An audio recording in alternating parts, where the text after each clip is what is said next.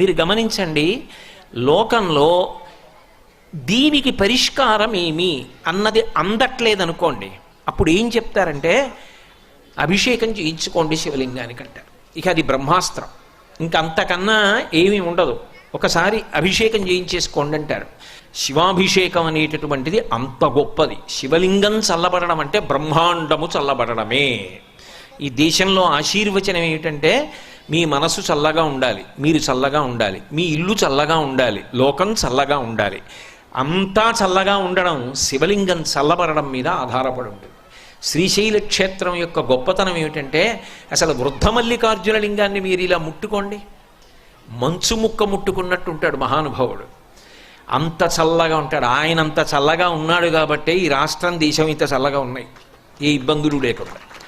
కాబట్టి శంకర, అందుకే శివానంద లహరి